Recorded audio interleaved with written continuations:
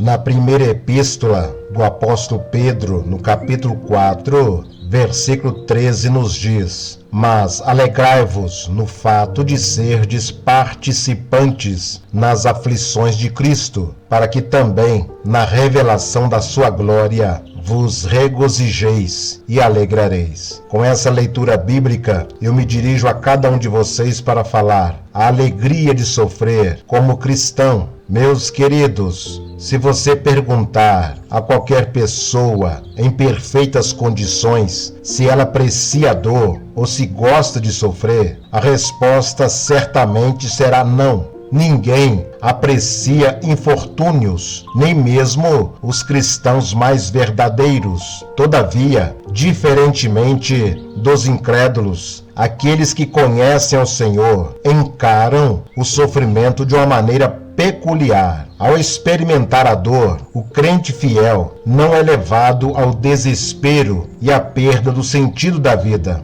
mas se alegra em Deus, pois o sofrimento está no âmago da fé cristã. Este é o conselho do apóstolo Pedro, que dá em sua carta, tema dessa mensagem. Em primeiro lugar, em vez de espanto e perplexidade, o cristão não deve se surpreender com o sofrimento. Nesta subdivisão, ao retomar o tema do sofrimento, Pedro diz aos crentes para não estranharem a ardente prova que sobreviria sobre eles.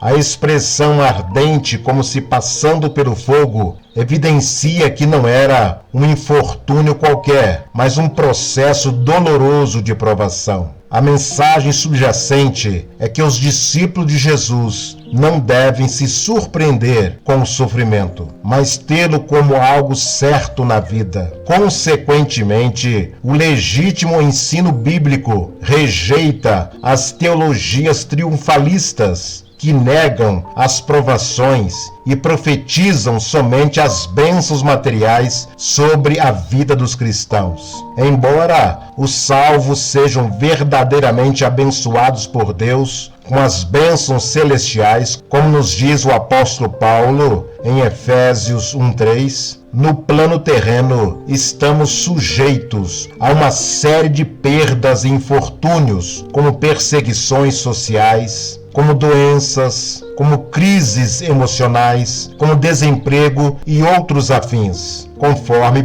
Pedro 1,6. Somente quem desconhece ou distorce o Evangelho estranha o sofrimento por amor a Cristo. Mas, em segundo lugar, em vez de espanto e perplexidade, o cristão deve se alegrar na aflição. Em vez de espanto e perplexidade, os leitores da carta de 1 Pedro 4, versículo 13, deveriam se alegrar. Conselho semelhante foi dado por Tiago em sua epístola, capítulo 1, versículo 2, que nos diz: Meus irmãos, considerem motivo de grande alegria o fato de passarem por diversas provações. O cristão não se regozija pelo sofrimento em si, mas porque o experimenta na condição de representante de Cristo da terra. Era importante que a comunidade de salvos percebesse o bom propósito de Deus por trás daquela tribulação como uma forma de provar a qualidade da fé e conduzir ao amadurecimento do caráter cristão. A passagem do cristão pelo fogo pode ser comparada ao trabalho com uma forja quente, no qual o metal é moldado, refinado e purificado. Para o homem carnal, que não conhece as coisas do Espírito Santo, esta é uma verdade difícil de ser compreendida. Sentir alegria, mesmo em meio à aflição, parece um contrassenso que somente as pessoas espirituais são capazes de compreender.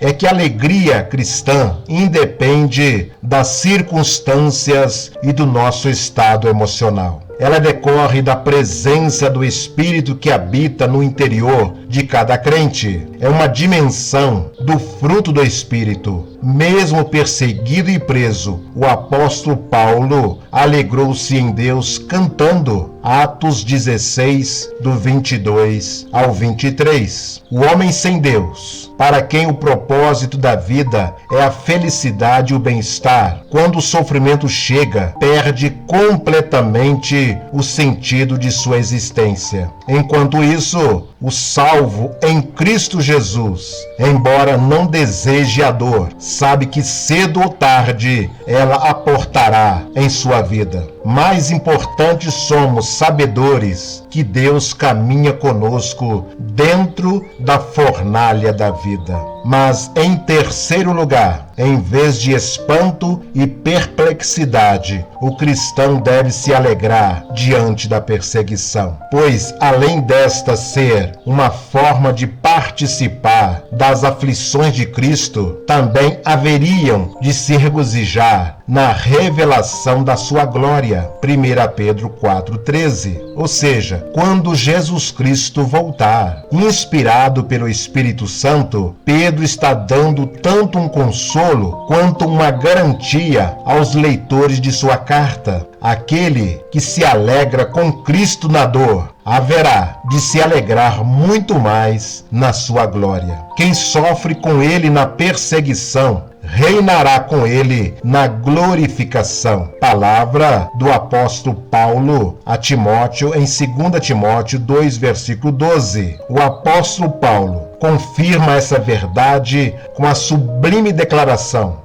porque a nossa leve e momentânea tribulação produz para nós um peso eterno de glória muito excedente. 2 Coríntios 4, versículo 17. Isso nos mostra que o sofrimento precede a glória, assim como a cruz precede a coroa. Concluindo essa mensagem, eu me dirijo a vocês para falar que a fé e a esperança em Cristo nos dão os recursos necessários para encararmos os dias maus. A nuvem escura de uma grande tempestade está sobre o nosso Brasil. Temos o consolo, queridos, extraordinário de um Deus amoroso que caminha conosco quando passamos pela fornalha da aflição. Lembre-se, ouvinte do Paripense, de que o fogo da provação que atinge a sua vida não é capaz de destruí-lo. Isaías 43, 2. Mas serve para que se torne cada dia mais parecido com Jesus Cristo. Deus abençoe muitíssimo a sua vida e que o Espírito Santo do Senhor console o seu coração e o coração da sua família com essa palavra. Amém. Aqui é o pastor Fernando Costa. Um grande abraço para você e um grande abraço para toda a sua família.